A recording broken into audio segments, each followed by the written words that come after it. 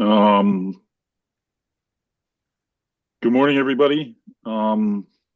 This is the Coastal Resilience Advisory Committee meeting for Tuesday, March 24th, 2026 at 10 a.m. Calling this meeting to order. I will do a roll call vote and then I'll read the script. I'm sorry, the roll call of the people in attendance. Okay, starting with the committee, Elizabeth Phelps, Here. Tim Brain, Here. Doug Rose, Here. Matt Fee, Here. Emily Junkins, Here. Hillary Hedges Rayport, Here. Sarah Boyce, Here. Gary Beller. Here. That's it. And then staff, Leah Hill, Here. and then intended speakers. I'm guessing that's Laura Merritt, Yes. Hi, everyone. Daniel B, Jesse R, Hello. and who am I missing? Nobody. Oh, Devin. maybe Art Garsparrow. He's not an attendance speaker, but Devin McKay is. Devin McKay. Okay. All right. Good morning. This meeting is being audio and video recorded. Please be aware that other people may be able to see you, and take care not to share your device's screen. Anything that you broadcast may be captured by the recording. Please silence all devices and phones. For items with public comment, after the committee members have finished their discussion on an agenda item, the chair will afford members of the public up to 3 minutes to speak. Members of the public who wish to speak must state their name and any affiliations. To give public comment, you must be recognized by the chair and speak through the chair. There is to be no crosstalk with others in attendance. To be recognized for making a public comment, use the raised hand feature by clicking on the React tab at the bottom of your Zoom screen, and then click on the raised hand button. When you finish your comment, please click the lower hand button. It's important for me to note that CRAC isn't required by law to take public comment. We do so because we need your invaluable input. We view public comment as a privilege, so please remain respectful in your comments and do not disparage other speakers or the members of this committee. Okay.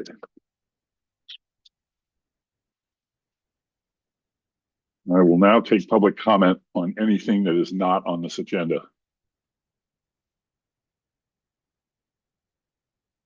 Okay. Approval of the minutes. January 13, 2026 and January 27th, 2026. Move approval. Hold on, Matt. Go ahead, Doug.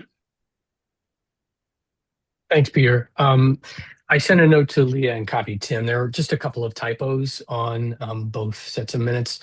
And I commented only because I want Tim to know that people do actually read those minutes. Really? And there was one other just question that I couldn't answer from my own records, which was, did we get all the attendees correct? Because in both cases, two names from the CRAC member list were not listed. So I didn't know if they were attending or not attending, but I just flagged those. Otherwise, I'd be ready to approve. I was just testing you, Doug. Thank you. Leah, Well do you have something to say, Leah? Yeah, just commenting on the attendee list. So when Tim sends me the minutes, I go back onto Zoom and see who actually attended. And so that is what I use for who attended and who did not attend. So there weren't full members for either of those meetings, I believe. Okay. So we have a motion from Matt to approve both sets of minutes. And who's the second? I'll second with those changes. Okay, thanks, Doug. All right, so all those in favor, roll call vote. Liz Phelps, Aye. Tim Brain, Aye. Doug Rose, Aye. Matt Fee, Aye. Emily Junkins, Aye. Hillary Hedges Rayport, Aye. Sarah Boyce, Aye. Aye. Gary Beller, Aye. Joanna Roach. Aye. Chair votes aye. Okay, first thing on the agenda is a presentation, a discussion on the town's island-wide strategic retreat and relocation program by SCAPE. So probably at least an hour for this. And I'm asking everyone to hold their questions and their comments to the end so that we don't get a rolling discussion that could take tangents and make it go more than an hour. So, and I trust that Scape will try and keep it. They'll watch their time. We will. Okay. Yeah. Okay. It's all yours, Scape. Thank you. Leah, do you want to say anything before we get started, or should we jump in? I would say, yeah, this is just this is the main focus of the meeting today. So if, the other things on the agenda we can't get to, we'll move that to the next meeting, but your input on the very early stages of this program development is super important. And with that, Laura, you can take it away. Wonderful. Well, hello, everyone. Thank you for having us today. My name is Laura Moret. I am a landscape architect and a principal at Scape. We are leading the plan. I'm joined today by my colleagues, Danny and Jesse, who will be here for the discussion, as well as Devin McKay, who's our partner from Arcadis. You'll hear her present a little bit later on. She and her team led the Coastal Resilience Plan. And so we're really working to build directly upon all of that engagement, expertise, and the recommendations of the CRP in this work. I'll acknowledge just on this slide our other partners. In addition to Arcadis, we have HRNA. They're an economics firm who are looking at the sort of potential incentives and economics that may be associated with this program. We also have Noble, Wickersham, and Hart, who are a environmental law firm who are advising on both looking at the existing, bylaws, statutes, et cetera, that are in place, and considering whether any recommendations need to be made for the future. That's our team. Oops. So really the purpose of today, we are going to preview a draft of some of the material we're going to be sharing at a virtual first public meeting. And so we would love at the end to hear your thoughts. Is there anything unclear, anything we need to fine tune for that discussion? And then we also want to dig into some specific questions to get your input and expertise for the program development. So just to situate us, I know many of you are aware of this, but the purpose of this program that we're developing is to establish a proactive framework for addressing increasing coastal risk. This includes areas experiencing erosion, sea level rise, and storm impacts as they are reshaping the long-term conditions across the island.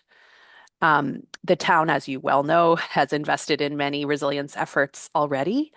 And in some locations, there are places where some of the traditional strategies of adaptation may not be possible over the longer term. And so the purpose of this program is to really examine what is the possibility for the future as it comes to moving structures, infrastructure, or public facilities, adjusting land uses, or guiding future development away from high risk areas, sorry. And it's really meant to be a broader conversation that engages you all, that engages leadership and the community around long-term adaptation to risk. We've worked with Leah and Vince and the team at the town to develop these goals, and we will ask you at the end if there's anything you would add or refine as you consider them. But these are meant to be sort of a groundwork to guide the plan and the program. So we're working to develop this overall plan that looks at areas where extreme coastal risk results in structural, non-structural, and nature-based strategies potentially no longer being feasible and effective in the longer term, and looking at coordinated pathways for long-term adaptation. We're thinking about how to make the recommendations implementable, equitable, and legally viable. That's where our lawyer partners come in, and supported by community members, town staff, elected officials, and partner agencies. We want to honor Nantucket's historic, cultural, and environmental character, recognizing that this program needs to work within the context of Nantucket's unique landscapes, its heritage, and its sense of place while planning proactively. As I mentioned, we're building directly on the work of the CRP. We really see this as a piece of implementation of one of the most important recommendations that the CRP lays out. So we're not reinventing anything. We're really building directly upon that work. And then lastly, the engagement piece is really important. We want to develop a robust, transparent community engagement and education strategy that's both informing community members about the risk and engaging the community around, including seasonal residents, property owners, and other stakeholders throughout the process. So you'll see we have a series of touch points throughout. I won't go deeply into all of this. I'm sure you're very aware, but we are working within the context of so much great adaptation planning work that has happened to date. Everything from the hazard mitigation plan, the flooding adaptation and building elevation design guidelines, the CRP, and then these later ones that you see on the screen are a number of significant efforts that have been implemented as a result of the CRP's recommendations. And I know Leah has highlighted the fact that, 23 or more of the CRP recommendations are already complete or underway. And we're here talking about the retreat and relocation program, which was one of those key recommendations. Just to give you a sense of the schedule and the touch points that we'll have with you all and with stakeholders and with the community, there's sort of 3 phases to this process. Right now, we're in the very beginning, establishing goals, triggers, and geographies for the program. We're having our meeting with you now, our first stakeholder meeting, or a series of stakeholder meetings over the past weeks, and our first virtual open house in just about a month, and we'll give you more information and hope you'll be able to join that as well.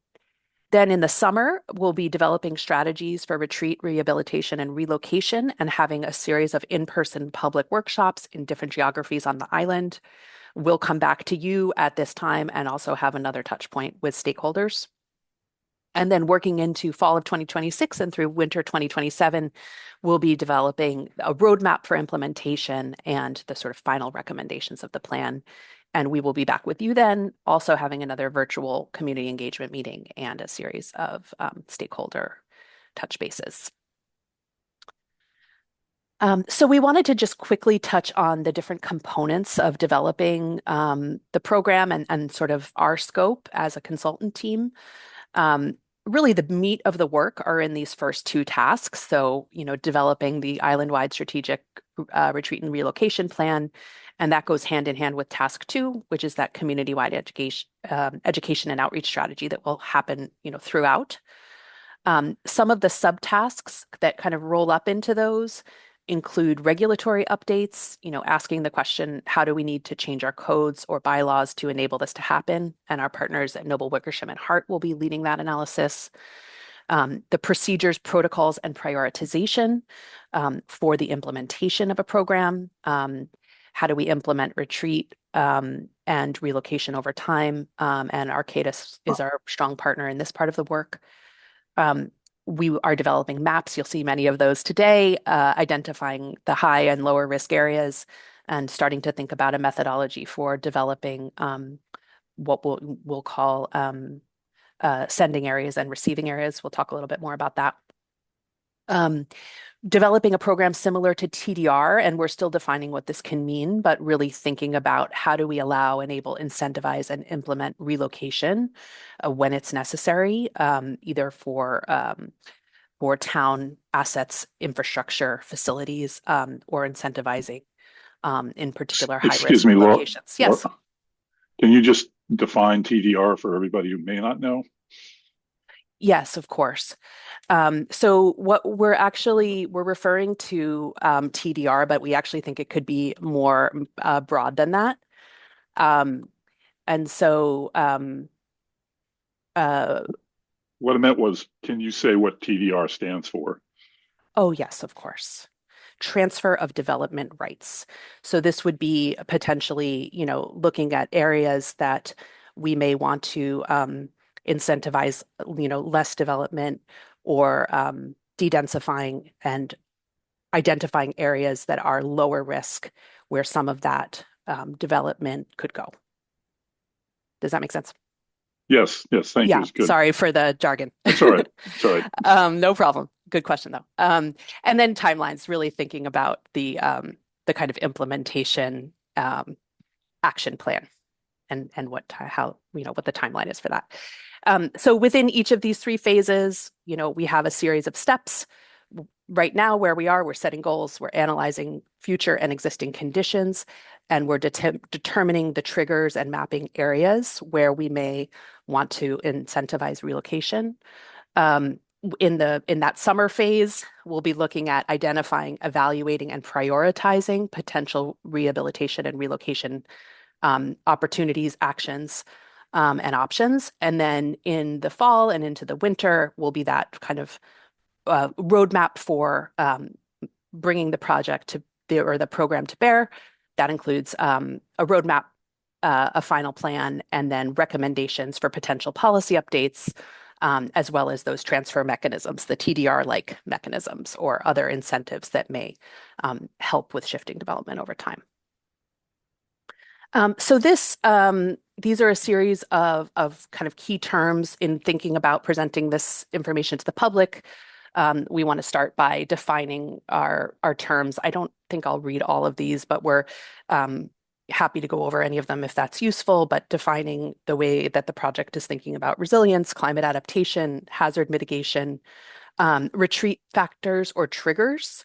So I will pause on this one because we're in, just beginning to broach this work, which is a specific measurement or a datum or a factor that once it's reached, it could kickstart the implementation of the program. That's something that we're going to talk about in our discussion later. Related to that idea of a TDR-like program, we're defining sending sites. So these are the areas where a community aims to restrict or reduce development due to high risk. And this frequently, and in the case of Nantucket, relates to sea level rise or high erosion areas experiencing repeat inundation. And then receiving sites would be those areas designated as safer for growth and higher density development. So typically located in upland areas outside of floodplains near existing infrastructure. And then lastly, referring to environmental justice and other priority populations. An important dimension of this plan is equity, and we're considering the parts of Nantucket that are designated EJ communities and trying to ensure that we're outreaching and getting great feedback and dialogue with those community members. So when we share this broadly, we want to be clear about what the program is and what it's not. So it is voluntary. It is a planning effort, not a mandate. It is a tool to support informed voluntary decision-making, a framework to identify potential receiving areas, a way to understand risk and future scenarios. It is proactive, a space for community input and shared discussion, and a process to explore options for planned retreat and strategic relocation. So we want to be clear in communication with the public that this is, it's a plan and it's voluntary and it is not mandatory. It's not going to force property owners to move. It's not ignoring the historical context or buildings. It's not an immediate action. It's really a plan for the future. We're not ignoring other resilient adaptation strategies. It's not meant to be reactive. It's meant to be proactive. And we're not removing property rights. So we just want to be clear so that from the beginning, people are not concerned about any of those. And, it's worth saying that in the context of coastal adaptation, we have a lot of strategies in the toolbox. Certainly living with water, adapting the edge. These are things that the town is already doing in many locations. And what we're doing in the focus of this program is movement, thinking about movement within a property, potentially elevating structures or infrastructure or moving elsewhere. That's the focus of this program, but it's meant to work hand in hand with all of the other adaptation strategies happening on the island. So we are previewing here with you a few of the questions that we're going to talk about in the virtual meeting. And we have a tool called Mentimeter I don't know if you're familiar with it. It's something that I know the town has used in other virtual public meetings. It's just a tool where you don't have to sign up or anything. You can just use your phone or your computer and text an answer, and it sort of populates on the screen. So it's a nice way to break up the presentation, start the conversation, and then we will go after the presentation into smaller breakout rooms and smaller room discussions to talk more deeply about some of these questions. So the first Mentimeter question that we're going to ask or thinking of asking is, what feelings or associations do you have with the concept of strategic retreat and relocation? I think the part of the impetus of this question in the scope that was defined by the town, one of the first steps was to say what is the right language to use as it relates to this program, and so we want to begin that discussion with the community and also with you all today. And I think this is something we're going to come back to at the end. But the need to consider strategic relocation of infrastructure or structures can be challenging. These are some words that other communities are using to discuss the subject. And we wanted to have a discussion both with community members and with you later about what feels right for Nantucket. Do you have a better alternative? So these we crowdsourced from other communities, from some academic work around the subject. And we will ask people for their reactions and hopefully use that feedback to inform the way we call this program moving forward. Okay, so we're going to take you through quickly some of the analysis and mapping that we've done to date. And this starts to talk about the coastal risk that we see in Nantucket. So I'm going to hand it to Devin from Arcadis. She's going to walk us through a few of these maps that her team has been leading. Yeah, thanks, Laura. So in order to kind of start getting oriented for this project and figuring out, where are the areas we could or should be thinking about retreat and where are the areas we want to think about relocation, we considered a number of factors. One of those is obviously topography. If you're higher up, you're going to be less vulnerable to sea level rise. You're going to be less vulnerable to storm surge flooding. And so, you all are probably very familiar with this, but Mid-Island, there are a lot higher points, whereas downtown, we see a lot lower lying areas, which feeds into some of the vulnerabilities we'll talk about in the next couple of slides. So one of the coastal hazards that we're considering for this program is tidal flooding, which you can see this picture downtown. If we flip to the next slide, you can see that the vulnerability for tidal flooding, again, is concentrated in those areas that are lower lying, which makes sense. So downtown, on the west side of the island as well. If we go to the next slide, we have areas that are also vulnerable to coastal storm surge. These are many of the same places that are vulnerable to the tidal flooding that I just talked about. So I can come to the next slide. And here, again, you can see that map is really lighting up downtown, all along Coatue, Madaket, as one would expect. And as time kind of goes on, we expect that tidal flooding, coastal storm surge flooding are all going to get more intense, and the impacts will be more severe. So much so that by, end of century, there are, here we have 1,500 structures that are exposed to coastal storm surge flooding, which is about 12% of the structures island-wide. So obviously there are a lot of hazards at work, and I think this demands action on our part, which is part of the impetus for this program. In other parts of the island, different hazards dominate. So obviously erosion is a big one, especially along the bluffs. If we flip to the next slide, this map shows some of those erosion hotspots.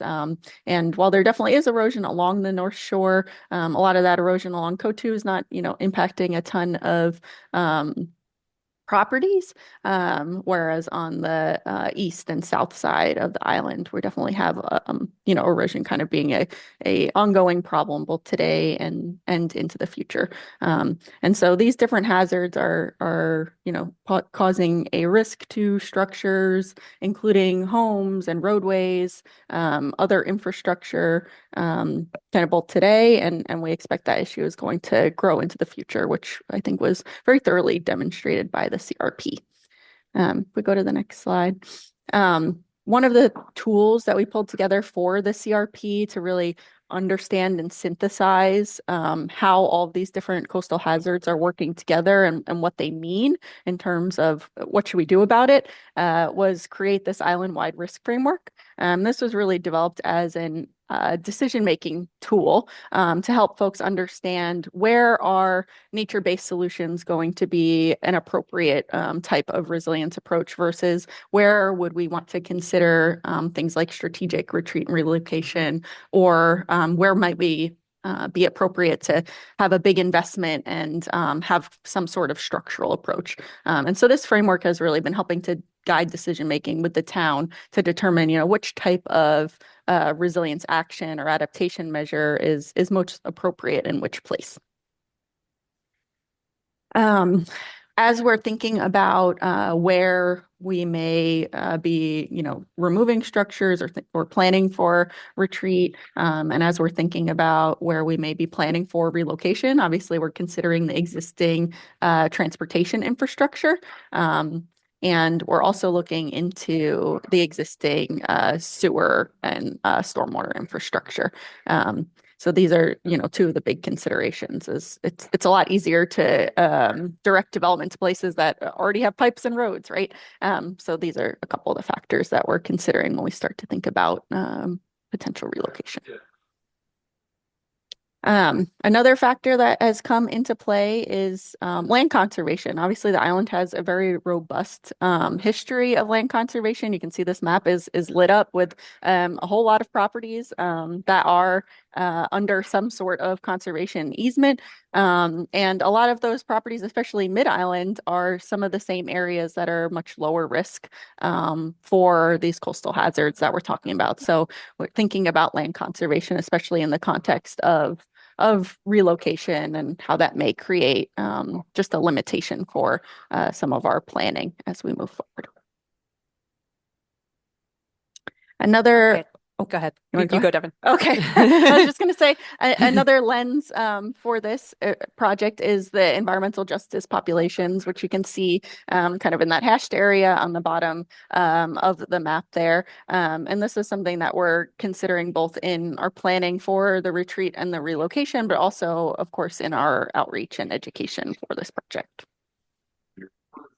Great. Thank you so much, Devin, for walking us through that. So we will share a version of that with the community in the virtual public meeting, and then we'll have another pause for one of the Mentimeter questions that asks, how have you experienced the impacts of coastal risk? And we'll ask people to select all that apply among these. So looking at whether the folks attending the meeting have experienced erosion, either affecting town infrastructure or facilities, or affecting their own property or a friend or family property. And then same thing for coastal flooding. Have they experienced it?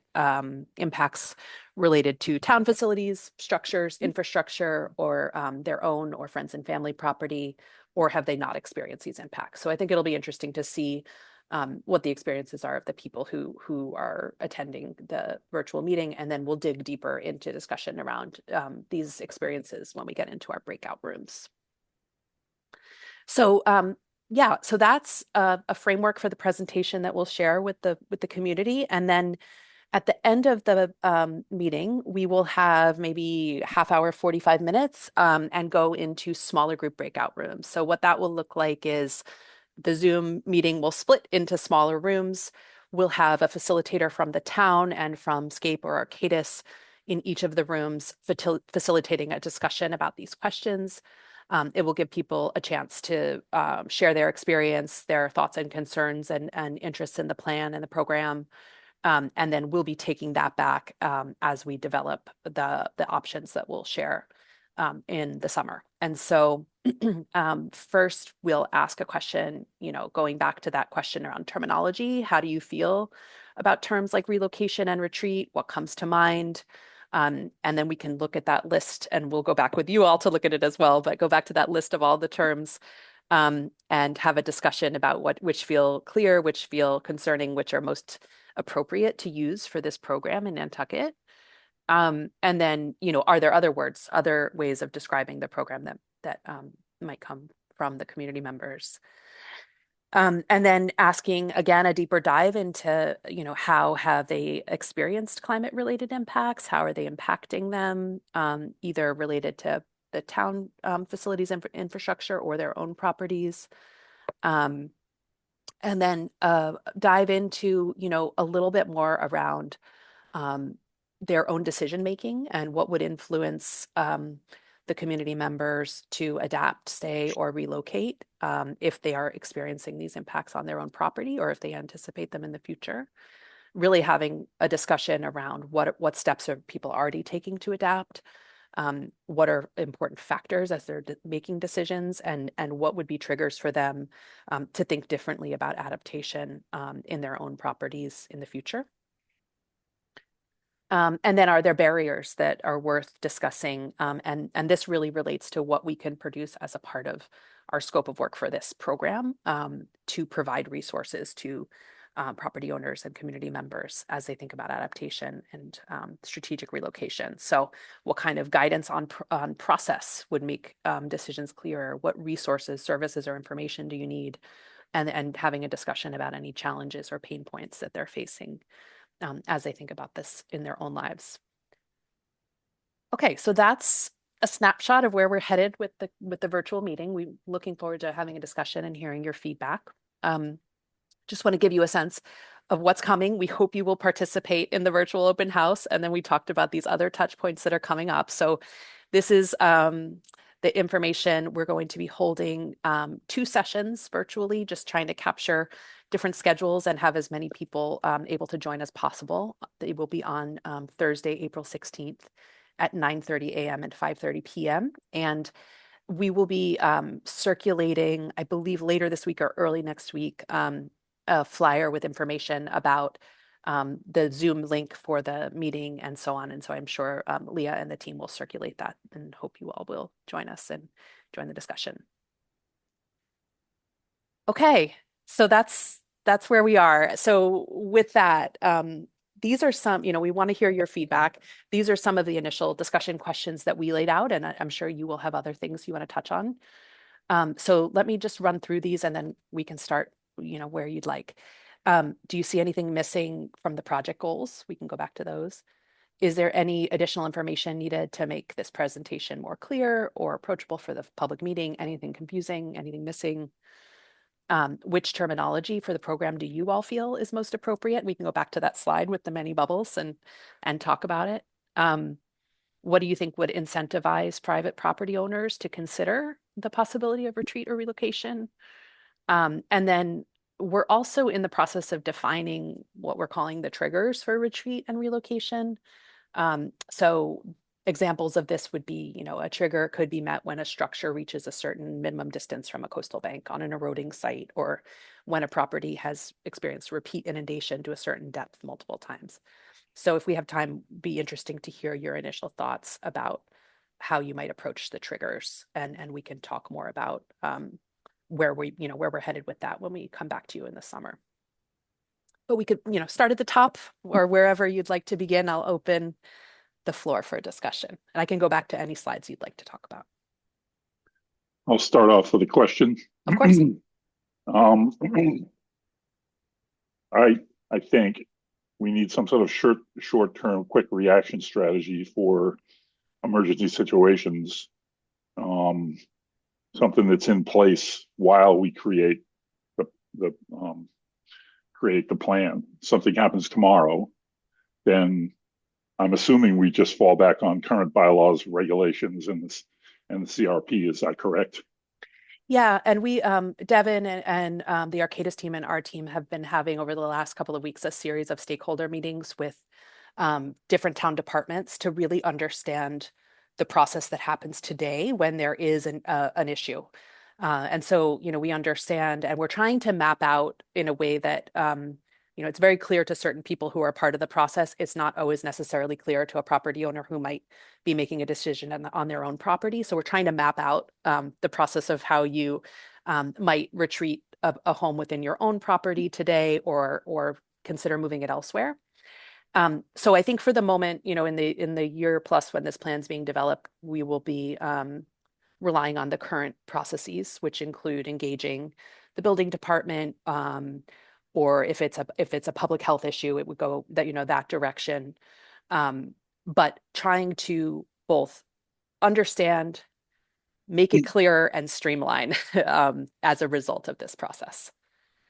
And as well as, don't forget the Conservation Commission, because if it's someone on the coast who has to move their house or business or whatever, they'll need to go to the Concom. It'll be the usual process with a notice of intent, and then engaging some moving company and all of that stuff. So then the building Absolutely. department, yeah. Yeah, okay. and we've met with the Concom and conservation representation, and we are working on a meeting that goes through the details of permitting the building movement process, as well as even talking to some of the building moving companies to understand the logistics, because I think it's not always easily accessible from what we've heard to know how to begin.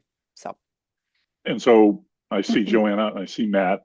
Yeah. I just want to say one more thing. When we do have the first public session, Yes. I would make pains to reach out to all of the companies out here that move houses, Okay. and explain to them what you're all about, and that they will figure big in all of this, and you will probably get a lot of good insight from them. So. Yeah, we're hoping to set up some meetings that really take us through, because what we've understood is that if I am a private property owner who's looking at moving a structure, the building moving companies do so much of they understand how to navigate the permitting and the logistics and all of this. So we want to really capture and record that information from them, and also see if there are ways we can help communicate or improve the process. All right, thanks, Laura. Yeah. Go ahead, Go ahead, Joanna.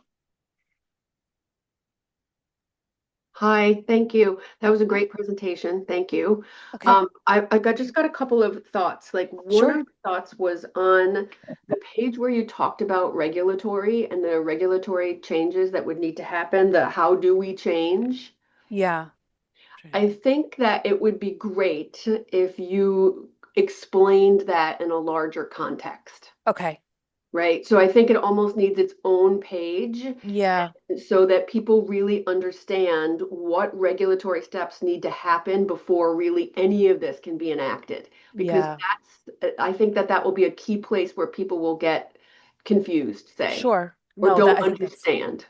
I think that's a great point. We could So, like, outline the a little role more. of, Yeah, go right, ahead. the role of the zoning board, the role of the planning board, the role of the Concom, right? So that Mhm. people understand where each of these things fits in, and Yeah. to do that on the front side of the presentation, Sure. so that people grasp this. The second thought that I had was for you to give a couple of case studies that were on Nantucket, so that Yeah. there was a real live example of, okay, if you have a house on Easton Street, if you have a house on Washington Street, this would be the order of operations that would trigger, retreat or relocation. These are the things you should be considering, and this is what it looks like in real life. Mhm. Because So kind then of distilling what we know about that process today, correct, and then that cues up how could we make this more correct. clear, approachable, Right, etc. Okay. because when you invite, let's call them constituents, Sure. into a meeting where you're going to explain this, their minds go directly to, how does this affect me, Sure. right? And how do I accomplish this? Yeah. So I think those, otherwise the presentation's great. I just Okay. think those two things were the things that stood out to me. And part of it is part of the challenge at this moment is that we are really in the moment, and Devin's leading a lot of this work of understanding how things work today.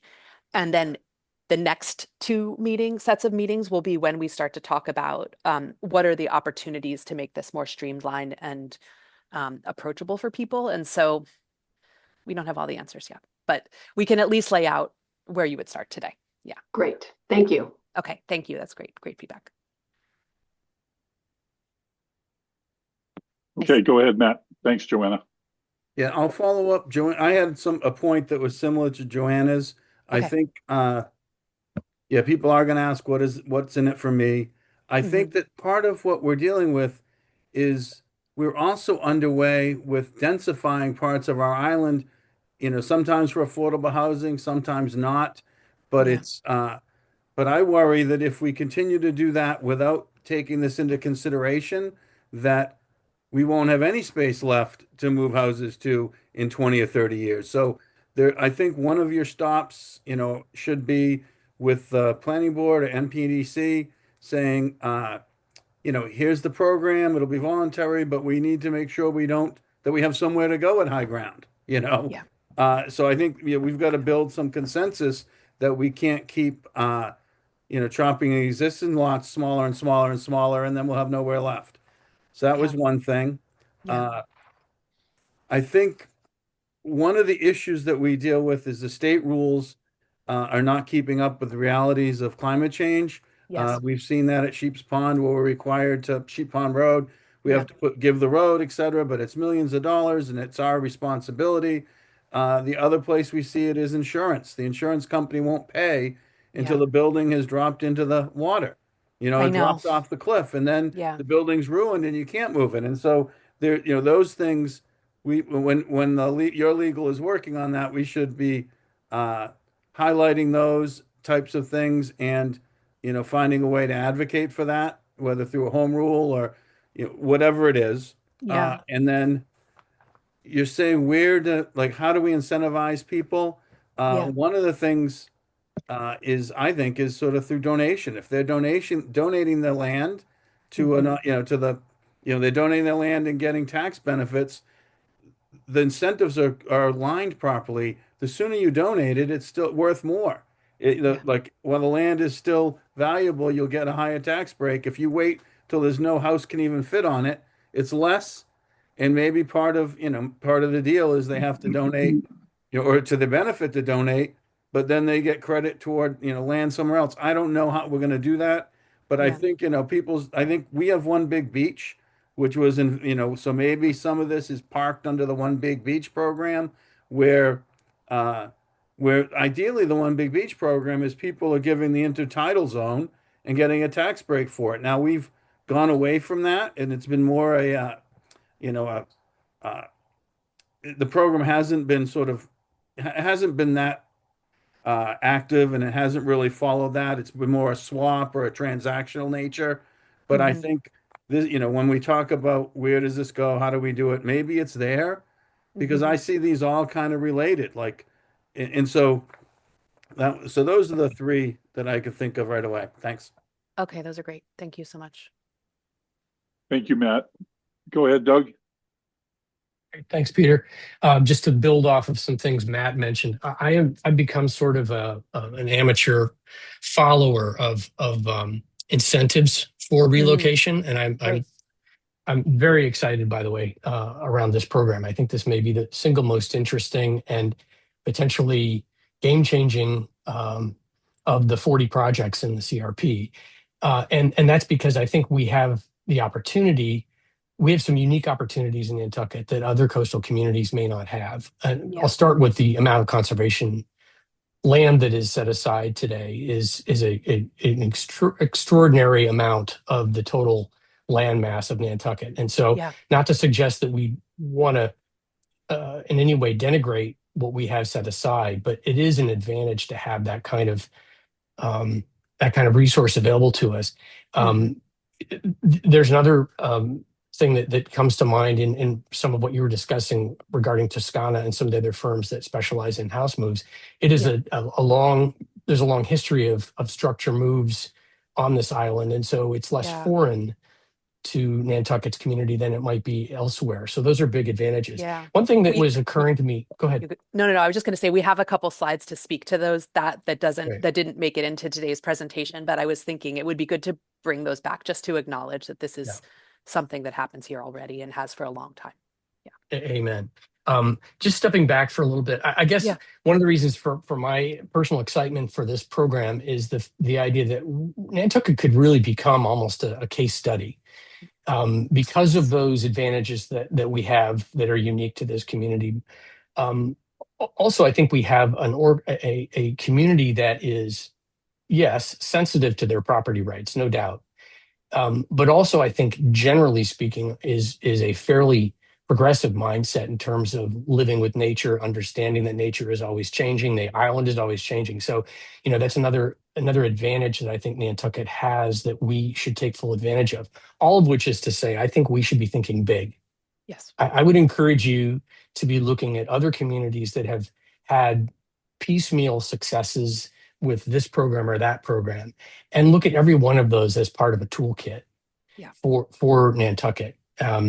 Just rattling off some acronyms that have come to mind or I've run across recently. The TDRs obviously being first and foremost, conservation restrictions, easement swaps, as Matt had mentioned, gifting and sale of property in exchange for tax deductions, bargain sales, sale of conservation easements. All of these things to me may be overlapping to some degree, and I'm not entirely clear on how one is so distinct from another. But if we could develop a toolkit that had lots of these potential ingredients in it, I think it has the potential to be a really powerful program. And I would encourage you to, as I said, think big whenever you're scratching your head and saying, "Oh, that might be more than what Nantucket's ready for." I personally feel at this stage of the process, we should be really pushing the boundaries of what's possible. And we may have to dial back some aspirations in some places, but I encourage you to go big. Thanks. Yes. Yeah, I just want to say, we worked on the Massachusetts Resilient Coast Plan. One of the strategies within that toolkit is around strategic retreat and relocation. You all are the only municipality taking this on at the scale that you are. There are, we've been looking to all the examples we can find. There are, piecemeal and more reactive examples within Massachusetts, and we're looking to other states because others are, ahead. Or had to deal with this sooner. But I think, our teammates at HRNA have already started to do what you're describing, which is to look at, it's not just TDR, what are all of the potential strategies, incentives that we have? And then the process in the summer, and I hope we can come back to you with more detail and have this discussion since you all have expertise in this, of how do we hone down to what that set of tools wants to be that's appropriate here. But I completely agree, and I commend you all for being out in front of this, because other communities we've worked in have said we don't even want to talk about it. So I think you're thinking big, which is why we can dig into this program. Yeah. Thanks, Laura. And before I get to Sarah and before I get to Gary, I want to say something before it goes out of my brain that Doug just said. In talking about the open space that exists on the island that is protected, I beg to differ. It is not currently available to us, and it's not available to us until the organizations decide that it is. Maybe there's gray area with the land bank, but for Sarah's organization, for Massachusetts Audubon Society, for Conservation Foundation, Connecticut Land Trust, Sconset Trust, and the trustees of reservations, those are all private nonprofits, and the land belongs to them. And they may decide that they're not going to give up any land because they may decide that their missions, individual missions, are more important than saving a few houses. We may be thinking differently about that in 50 years. But I just think that yes, there is 53 or 54% of the island protected in open space right now by these organizations, but we shouldn't just blanket count on that land to use as we will going forward. I just want to make sure that everybody understands that. And I'm betting that Sarah might have something to say about that. So go ahead, Sarah.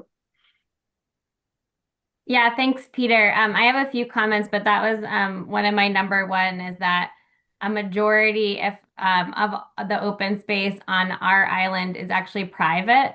It's not public land. And so while many of our organizations operate as private or as public land in terms of having the public use the land, and I don't mean to speak for other organizations, and I certainly am on here as a citizen, not as a representative of my organization.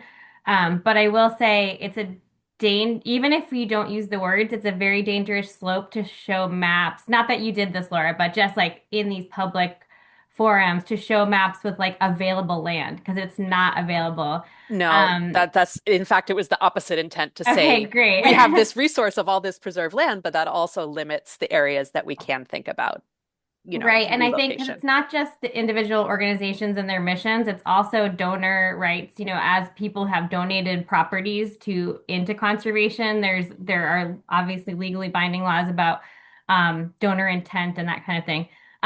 But that aside, the other thing I was thinking of was I am very positive about this, that we're taking a very proactive approach. But to put my place in, as Laura, you were asking for input in community members who might be attending this and the language we're using. And Yeah. I don't want to be negative, but I wanted to put my hat on No, this is as why we're having this conversation. So yeah, please. people are going to come to this meeting and be suspicious. There is that worry of even though of the eminent domain things, right? There's going to be those kind of things in the back of some people's minds. And so I think uh being as clear as possible, maybe toning down some of that first question with the word cloud of words, like we can kind of tone that, think of some of the words that maybe are less Let me share my screen and you can give yeah me your thoughts here. And I think some of because I looked at it really quickly, so Yeah, there's too many on here. I think we kind of Yeah. crowdsourced among our team all the different things we've heard to refer to managed retreat. yeah And something that feels more voluntary, proactive yeah felt right, but we don't need all of these. Well, That's for and sure. I appreciate that, like kind of the overarching tone of this is a first step, like this is voluntary at this point, and almost making it sound like your options are almost more, there are more options, or there might be more benefits to choosing these kind of options now. Um, and my other quick comment was question or area number 2, where you're talking about surveying people about their experiences. Yeah, let me get there. Generally, like do you have experience with erosion or flooding or things like that? I think people, like, if I'm asked this, I want to know, what are you going to do with this information? Because I think some people, if they're already feeling a bit suspicious, they're like, I don't want to tell you that I've experienced something if you think it's a vulnerable area. I don't know if that makes That's a sense. good comment. I hadn't been thinking about that angle, but it's a great point. I mean, the intent, as I hope came across, is that we just want to understand what are people's own sort of thresholds of Right. what would cause them to adapt and have that discussion, because it's hard to know that as a consultant Yeah. without here. But so I don't know, is there a different framing that would be less Or just off-putting? even saying it, like, we're just trying to get a read on how people are experiencing this in the community, and focus, and maybe there's a different set of questions for, like, have you experienced this at where you live, how you access your property, because I know, like, sometimes the access is cut off to The certain areas, roads or how you get to your place of work, or so it's not so focused on just about their private ownership property. piece. Yeah. That might just be a suggestion. That's great.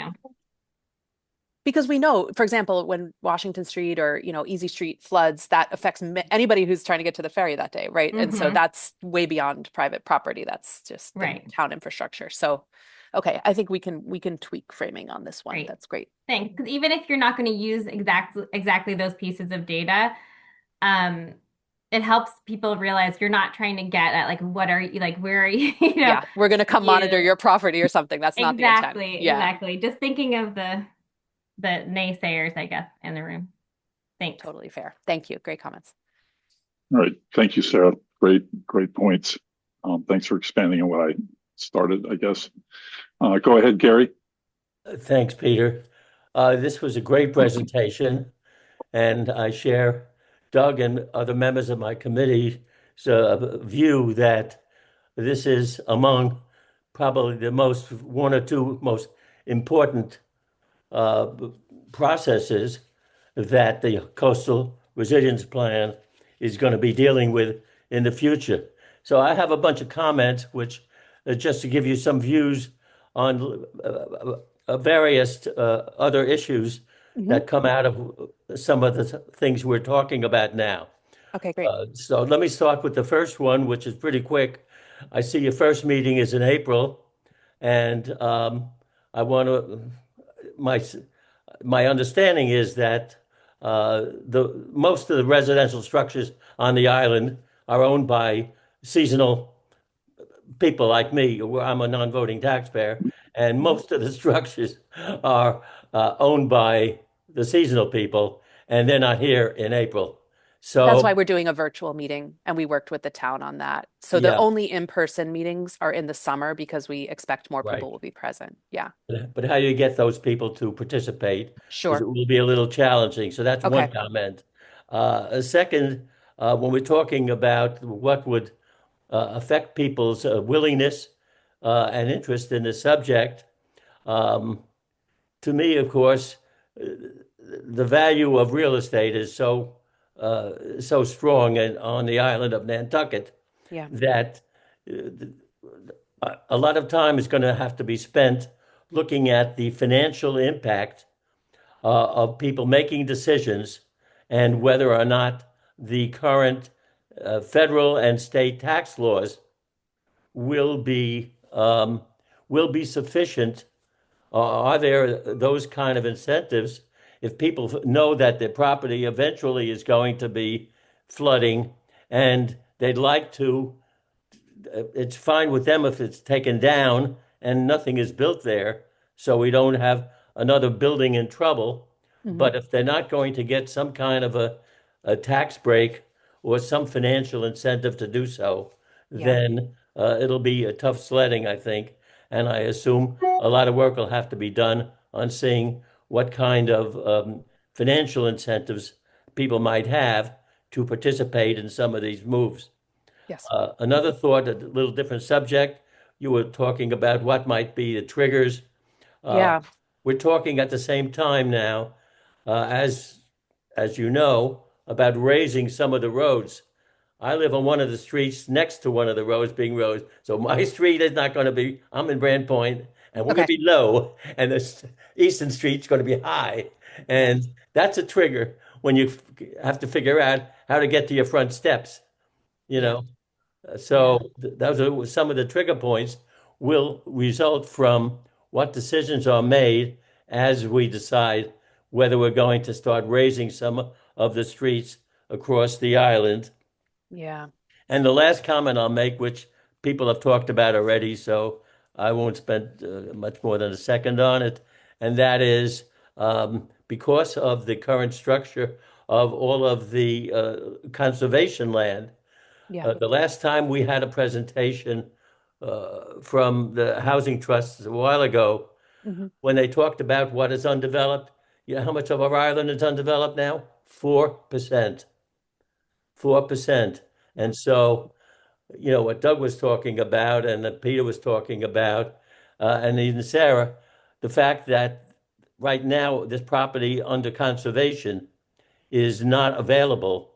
And if it's not available when we have a tremendous housing crisis, which we do, Yeah. it's going to be also tough to get it for coastal flooding type issues as well.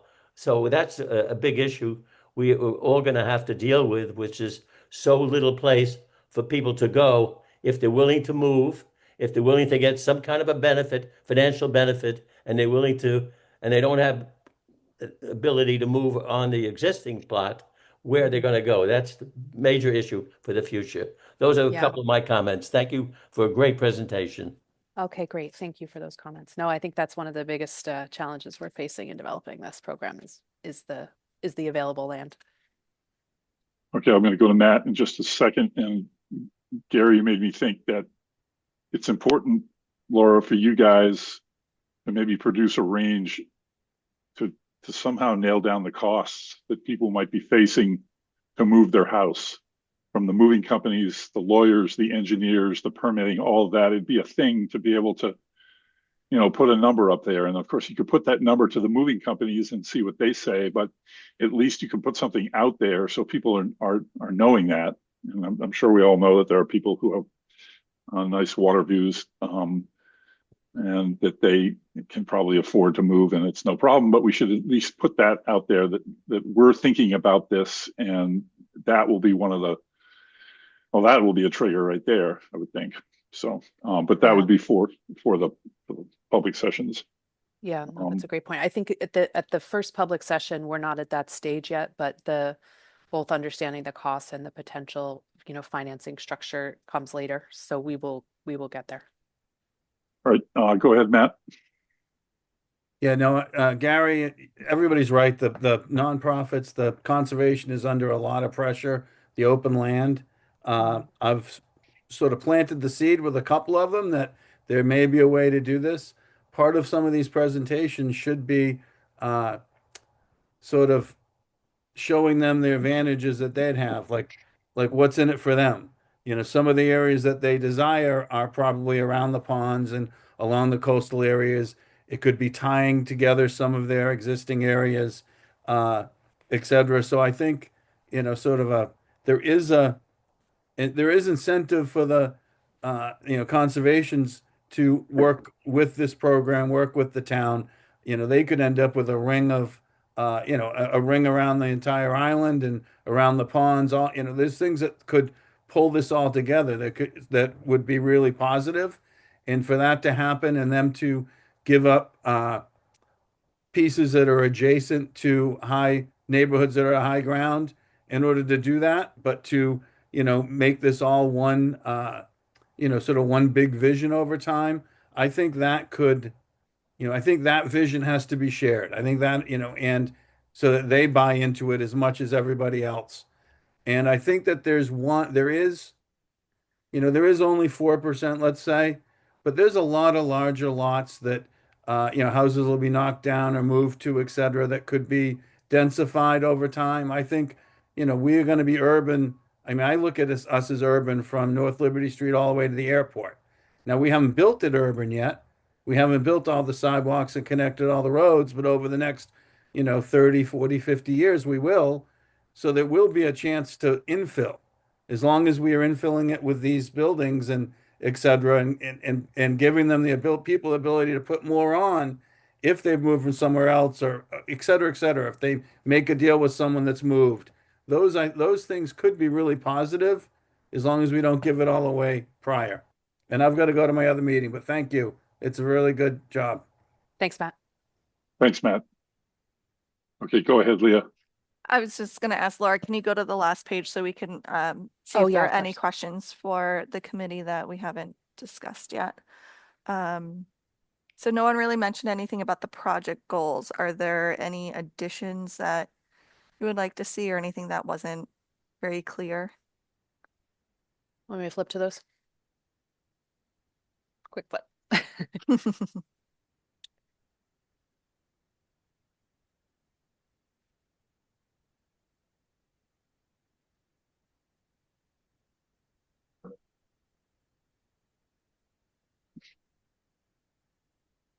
Any thoughts? We tried to make them pretty We're pretty well-rounded. comprehensive, Yeah. I think. I see Sarah with your Yes. Sorry. real hand up. Go Yeah, ahead, sorry. Sarah. Sometimes I'm like I can't find it fast enough. I'm like, "It's me.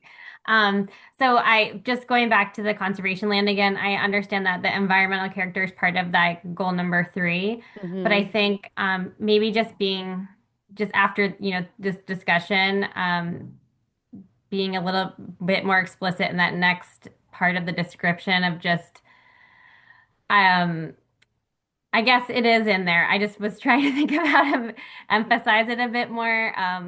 As Matt said, the conservation lands are under a lot of pressure right now from housing advocacy. And one of the reasons people like to be here at all on Nantucket is for the open space and available access to beaches, ponds, walking spaces, etc. And also that our conservation lands provide mitigation space for active erosion, active sea level rise, pond water impacts, so I think, anyway, I'm just feeling like the advocate today for conservation lands. Yeah, we I can think see if there's that's- a way we can fine tune it. Yeah. Yeah, I feel like it falls under the unique landscapes. Yeah.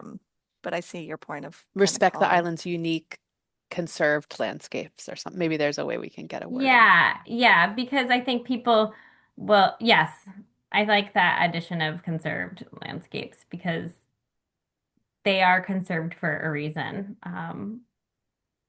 Right. Anyway. Okay. Good input. Thanks. Anyone else for the goals? I don't hear anything. I'll go back to my I question. guess we hit them all. Well, I'm Um, wondering and wondering then about I'm curious about the the terminology. terminology. Yeah. So I know a few of you talked about that a little bit, but in your opinion, like what resonates with you and with this group as a whole? And I know there's a lot of bubbles on there. There's a lot of But- bubbles. There's too many bubbles, but we can pare them and down together. I should say that I'm part of the Massachusetts Relocation Network, and towns are struggling with what to call this because, right, there's a lot of emotion around retreat, you're giving up and that sort of thing. So we want to make sure that this program is titled something that feels good for the community, and is proactive and not reactive like what we're currently doing. I think, I'm sorry. Thanks, Leah. I think that a good example of, well, let's just say it. Laura just went right through saying TDR and not stopping. And that's not your fault. It's just that all of us are in this. We're all the choir. We know what all of this stuff means because we live and breathe this stuff a couple times a No, month. it's a And great point. Leah goes to work doing that, and so do you, Laura, but the average person doesn't. So, right. I think maybe going into the public session, you should have prepared a good glossary of the terms that people can access, and then before the session, you should sort of try out all the text that's going to be used on people that know nothing about this. Share it with family members, other people. I always share with my mom and say, "Does this make sense?" Because this isn't her area of expertise. Do something like that. Do something like that so that so that you can see the things that people are going to go, huh? Because if they don't understand it while they're in the session, they may be struggling to say something they want to say, but while they're still trying to understand it, they should come in. Like this meeting is a good example of how we all had a lot of great things to say because we read, obviously did our homework and came in with things to say, and we understood it and we were prepared. If the public isn't prepared, we're not going to get the comments that we're looking for. So go ahead, Leah. Oh, I just still had mine up as facilitating, so I'll put my Okay, hand go down. ahead, Sarah. Thanks.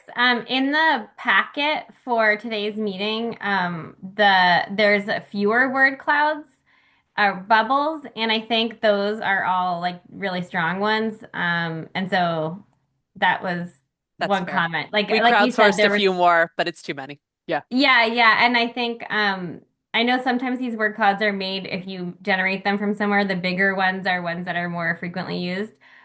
Maybe we could, massage the ones we want to be bigger, or that might like the community-driven relocation one is like because it has the word community in it is really kind of maybe gentler. I don't know. So that was just one suggestion if we do have a discussion about it to kind of like make some of the ones that are maybe a little bit more soothing. And actually, my colleague Jesse and I are going to be looking at this week, but I think Mentimeter will allow us to do something where they grow as people vote for it more in the live in the Mentimeter. So we'll explore. I think it's a great point. I think some of these can come off.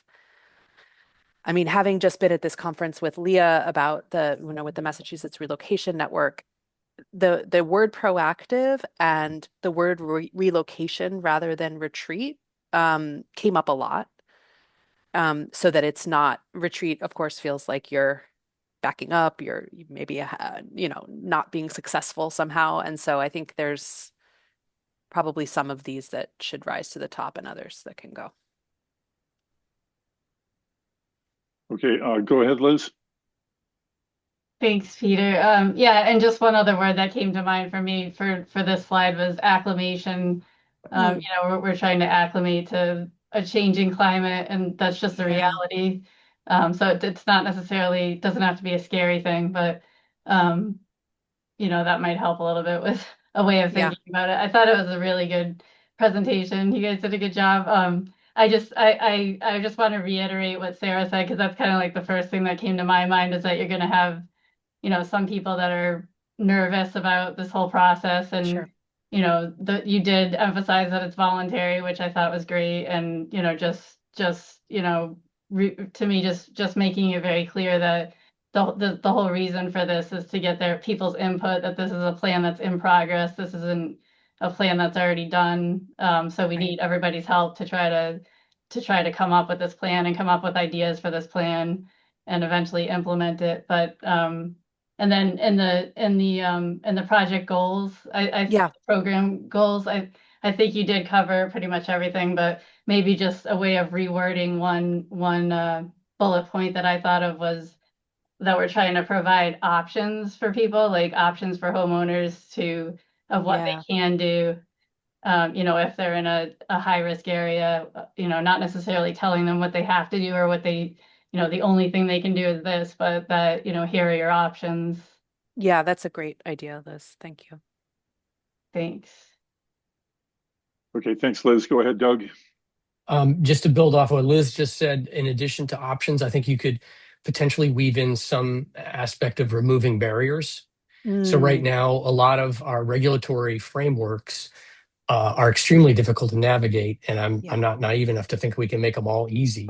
But to the degree we can remove hurdles that right now stand in the way of someone doing a responsible relocation, I think that should be part of our goals and maybe part of the appeal to the community, is to say we're looking for ways to make this whole thing easier and actually incentivize the responsible decisions that people should be making for the long term. Thanks. Yeah. Okay, that's a great addition as well. Removing barriers and providing options. We'll find a place to weave it in. Okay, I'm not seeing any more hands. Were there any, I can't remember all the questions on the Oh, last sorry, page. I'll go back. I just want to make sure that we get as much input from you all before we go to the public.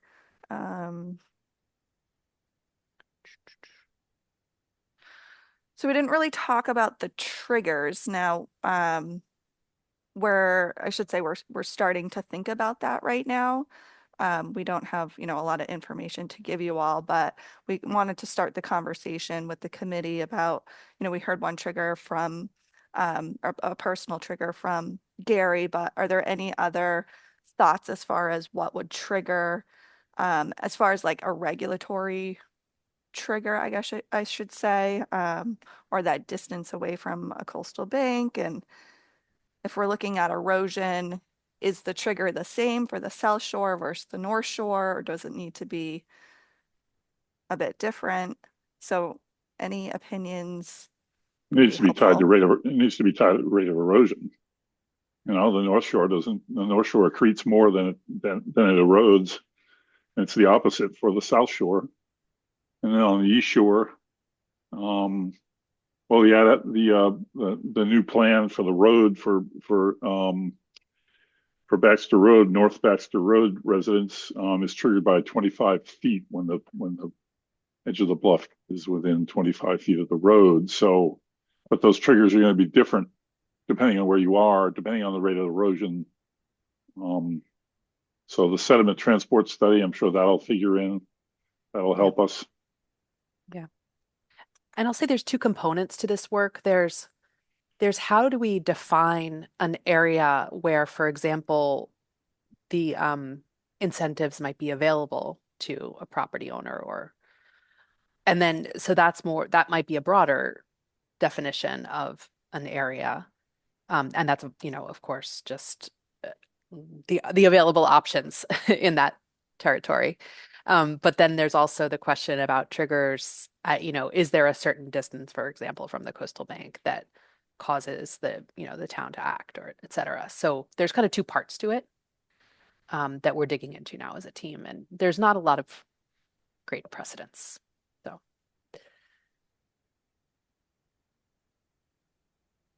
Okay. Any I'm trigger hearing thoughts? I'm hearing silence. In fact, I hear the crows outside louder than you guys. Go ahead, Tim. Yeah, I'm curious how you plan to get the word out about the public meetings. And is it sort of general public you're trying to get? I mean, which properties are affected. So anyway, I'm just curious if you're targeting people who live in places that are vulnerable, if you're going through the community groups. How does the word get out on this? Yeah, I can speak to that. Is it okay, Peter? Yes. Okay. So we are trying to get as many people as possible, whether they're, directly in coastal risk areas or if they're inland, because we want this to be a community supported program. And so we'll be putting ads in, the Nantucket Current and Daybreak and the radio and the paper. And then I have an email list of, I think, like 600 people that will send out blasts to. I'll send it to the Civic League to see if they can disperse it to their the association presidents, and I send it to everyone that's on any committee or board. And then we're going to be putting up flyers too, like physical flyers in specific areas where we've gotten the okay. And we didn't mention this, but there'll hopefully be Spanish translation too. So there'll be a particular like Zoom room for Spanish speakers to be able to learn about the program and give input as well. But open to suggestions if that has not like our plan for outreach for missing groups, or if you guys have any other ideas. If I could just add, I know, Leah, we had chatted yesterday about potentially reaching out to the Interfaith Council, Yes. who have been a good network for reaching some of the Spanish speakers, especially.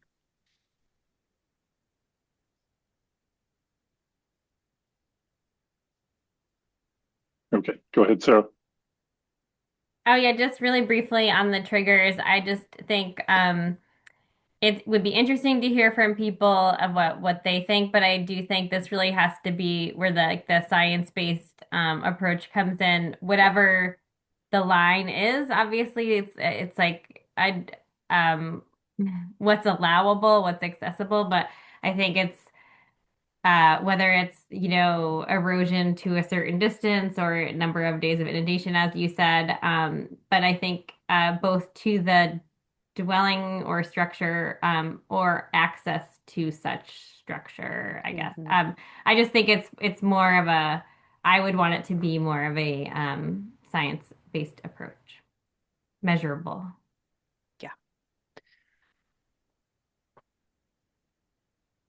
Okay, anybody else? Okay, go ahead, Liz. Thanks. Just a quick question about the triggers. Is that for would that be like basically what would warrant an action, like a definite action from the town, or a mandatory action from them? Is that what we're thinking about here, or just ways of thinking of this is when we should consider it, or when we really need to consider it? I'm just wondering how to look at that word trigger, like what like a trigger for mandatory relocation, I guess, is my question. I think we're trying to work that out, and in my mind's eye, what I see is like if a specific trigger is met, then that would have, if we're talking about town infrastructure, we would have to put in place a specific plan for retreating whatever that infrastructure is. Or if it's a private property, instead of waiting until the house falls on the beach and then there's health hazards and all of that, like if they're within a certain distance from the coastal bank, like, hey, your property's within X feet from the coastal bank. Here is a protocol of what boards you need to go to start thinking about relocation. So I think yeah, there's time to fine tune it. And there may be different triggers for critical infrastructure versus public property or private property. Okay, that makes sense. Thank you. And we're not getting into that in this public meeting. We just really wanted to start the conversation with you all, but we know that it's going to be, we're going to have that well defined Mhm. when we roll it out. Yeah. Okay, Doug, go ahead. Thanks. Just brainstorming for a second, and this may be Sure. premature for this stage of the process, but just thinking aloud for a minute, I can imagine part of this program sort of identifying the appropriate regulatory body, let's call it CONCOM for lack of a better suggestion, who would have the ability to identify when a structure is at some level of imminent risk, as an example. And perhaps that's a trigger. If CONCOM determines that a property is at imminent risk, that then potentially triggers some incentives or other next steps that are accessed through the program. I hope that helps. Thanks. Yeah, that's helpful. Okay. Anyone else?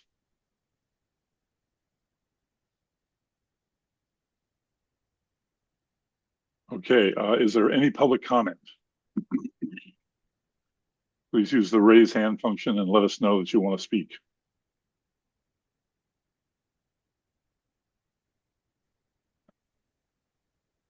Okay, no public comment. All right, thanks, Laura. Thank you all. Appreciate the feedback. Okay. Overview of the Natural Resources Department's grant submission to Echo One Stop. Go ahead, Leah. All right, thanks, Peter. So the state has changed their grant portal, and now you don't submit to specific grants. It's called Eco One Stop, and you submit to that, and then the different state agencies decide where does that fit in for specific grants. So the Natural Resources is putting in 2 grants related to coastal resiliency. The first is the Mattocket Beach Erosion Mitigation Project. And I'm just going to read the executive summary for that.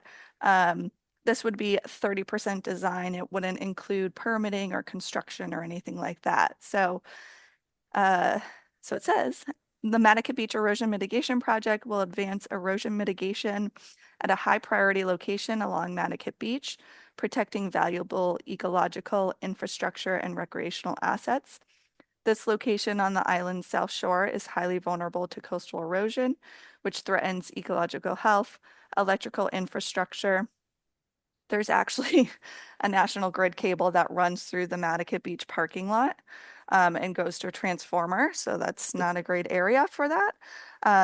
It's an ingress and egress to Smiths Point Village and access to one of the most popular beaches on the island.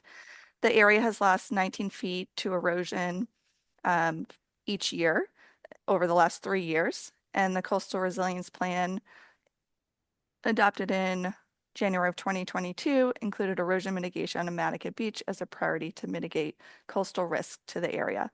This grant request will support data collection, alternatives assessment, stakeholder and public engagement, identification of a preferred alternative, and concept design for the selected project. So that's for Mattocket Beach. The second one is the numerical modeling study of Coatue and the Haulover. And so this would really be like a desk study on the impacts of the Barrier Beach on the harbor. At this time, we're not going to include economic impacts we originally wanted to, but it would have really increased the cost of the grant ask. And this year will probably be extremely competitive. So we wanted to keep it to a specific amount. Okay, so the numerical modeling study, the summary is Nantucket Harbor, including the downtown area, is protected by a 7-mile barrier beach system. During storms, low-lying sections of Coatue are known to overwash and are prone to coastal flooding. Sea level rise viewers for 2100, such as NOAA and the MCFRM, show the area being completely lost. Given the sandy nature of this barrier beach, there's a strong potential that some or all of this area could breach during a storm. Loss of the system would open Nantucket Harbor and the downtown to direct ocean influences and likely severely damage property, infrastructure, and the island-wide economy. This proposed project will complete numerical modeling to understand where and when breaches are most likely to occur and the resulting impacts to tidal circulation in Nantucket Harbor. This project was identified in the 2021 Nantucket CRP as 4-4. And for that one, Vince is coordinating a partnership with NCF and the trustees. So those are the two that we're putting forward, and they're due on Friday. So we'll see if any of them get picked. Happy to try to answer questions, but Vince is really the point person for putting in these grants because I just don't have time. All right, I don't see any questions. Okay, wait, are there any public comments or questions on this? Okay, seeing none, thank you, Leah. Moving on to a reminder to send in your community outreach social media content as soon as possible. And to see the packet this week for the schedule. Peter, can I just Go ahead. say a clarifying? So I've gotten a couple emails about some confusion, people thinking that they're posting it on their personal social medias. That is not the case. What you're doing is you're sending me a pretty picture or a video and some very short text about whatever you were assigned to. If you don't want to be assigned to it, you can work with someone else and switch. I don't really care. We just need the content. And everything should be in the CRP. So you're not reinventing the wheel. You're just going to that section, seeing what, you can pull out short sentences, and then that gets posted on the Natural Resources social media every Thursday. So thank you for those who have sent me stuff. And if you have not, please send it along. Okay, thanks, Leah. Okay. Ask the committee about any public meetings and events happening the week of April 13th, 2026. And that's in reference to Scape's public. Okay, so are you guys aware of anything that is going to keep you away from this, or anything that we should know about that we're trying to schedule around? You don't have to come up with it right now, but if you could email Leah with anything that pops up, that would help us out a lot. Yeah, we just want to make sure that that April 16th date on Thursday, that there's, not another very large public meeting that's being held at the same time. We don't want to compete with anyone. We want as many people to come to the virtual open house as possible. So if there's anything on Thursday, please let us know before we start advertising. I know town election is May 19th. But when is town meeting? It's in early May. It's in early May. Okay, so we're covered there. You don't have to answer now, but if something comes to mind, just get a hold of Leah. Yeah, I'd say in the next couple days, because we're starting to work on ads. And so this next one, kind of my idea, kind of making you all chairmen and chairwomen, and just looking ahead to 2026. Is there any goals? Are there any issues, any concerns that you guys have that you have been sitting on, or that have come up that you want us to take on and make items on the agenda, or anything that we need to be working on that we may have missed? You don't have to come up with it now, but if you want to let us know. Are there site visits that you want to do, information that you want, speakers to come before us and inform us? If we're all thinking about this, we can possibly get more stuff done. Go ahead, Doug. If I think of something else, I'm sure I'll email you and Leah about it. But at the moment, one thought that I think I'd voiced maybe a meeting or two ago is I do think going through the CRP, every once in a while, it has struck me that there's a handful of projects that, for probably very good reasons, have become deprioritized. In other words, we've rethought our approach to certain things. There's one project in particular that just sticks out in my mind, which is the island-wide sediment study. And I know Vince has talked to us any number of times about why an island-wide sediment study, in his mind, does not make sense, and that it's best done on a region by region basis. I guess all I'm saying is I think there are potentially a handful of projects in that list of 40, that maybe don't warrant a lot of energy. Maybe we reconsider that there are indeed 40 projects, as one thought. That's it. Okay, thanks, Doug. Anyone else? You don't have to have it right now. Any members of the public? Okay. Committee members, coastal resilience recommendations for the select board to be discussed at a future meeting. As you know, we have this on the agenda every time. So if you have anything, you can let me and Leah know. Anything that needs to go on our agenda, so we can push that through. Okay. New business and committee. Peter? Yes. Sarah has her hand Okay, up. go ahead, Sarah. Sorry. I don't actually know where this fits because I thought Leah was going to mention it, but the Cape Cod Coastal Conference. I'm planning on going to that, and I guess Leah is too. So I didn't know if that's something we need to talk about for quorum, if there's other people going to. But I'm sorry if it's out of place that I mentioned it. It's under new business, but Oh, sorry. Peter was getting to that. So Sorry, I got ahead. See a future chairwoman sitting there with her hand up. Okay. New business committee and natural resources department reports from planning board, conservation commission, harbor and shellfish advisory board, select board, advisory committee of non-voting taxpayers, and other committee members. Massachusetts Coastal Conference on March 10th at UMass Boston, 2026 Cape Coastal Conference, April 13th to the 14th at Margaritaville in Hyannis. Go ahead, Leah.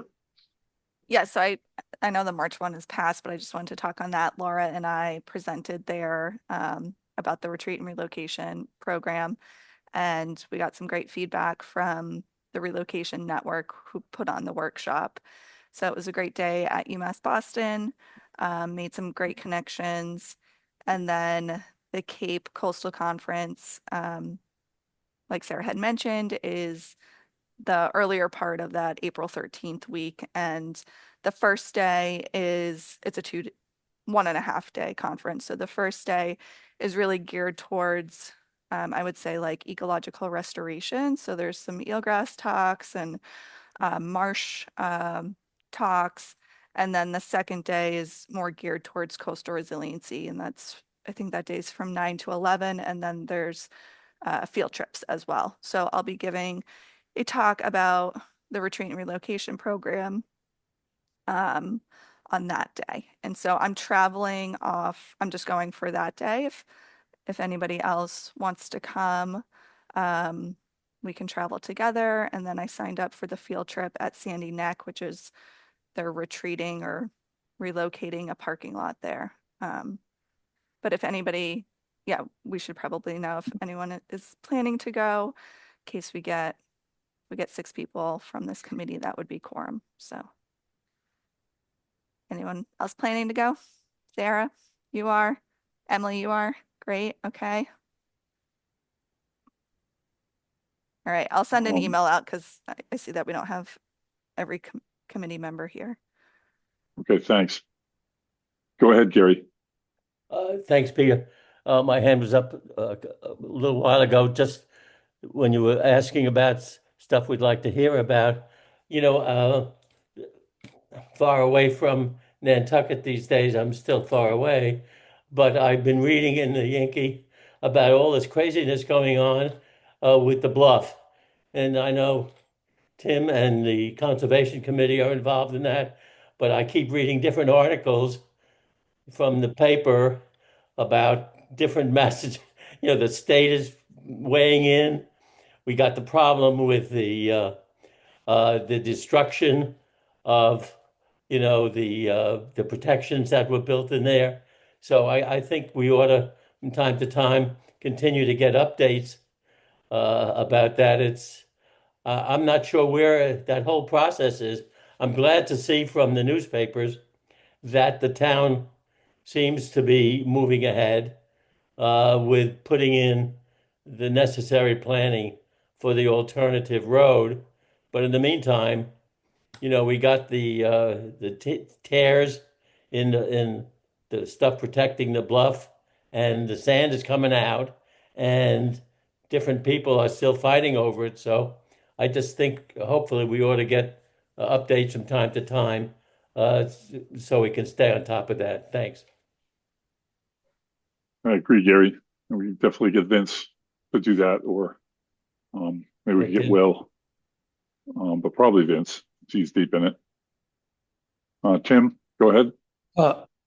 Yeah, I was just going to, it's a complicated mess, honestly. The vandalism part is still being investigated, so Concom can't really comment. What's happening with that is the Bluff group is getting estimates on if it can be repaired, how much it would cost, and so on, and coming back to Concom. So there's that, and then there are two state organizations that have partially responded, but one needs more information. They're a little bit in conflict with each other in terms of their position. So I'm not really helping here much, I know, but I think someone better informed than me could probably do an update. Maybe that's Vince. Maybe it's I could get updated more clearly from Seth and come back. But yeah, it's complicated, and we have an exciting life here, Gary, especially on the East End. Yep. Okay, thanks, Tim. And thanks, Gary. Anybody else? Are there any public comments? Okay, discussion of upcoming meeting dates and future meeting topics. April 14th, 2026 at 10 a.m. is our next meeting. Well, I'll jump at once. Okay. I will take a motion to adjourn. So moved. Wait, who moved? I beat you, Gary. Okay, so I'll second. okay, so moved by Doug Rose, seconded by Gary Beller. Roll call vote. Tim Brain, Aye. Emily Junkins, Aye. Sarah Boyce, Aye. Doug Rose, Aye, great meeting. Liz Phelps, Aye. Joanna Roach, Aye. Gary Beller. Aye. Chair votes aye. Thanks, everyone. Thanks for doing all your homework, and thanks for bringing all the great comments. Thank you. It's great meeting. Okay, bye.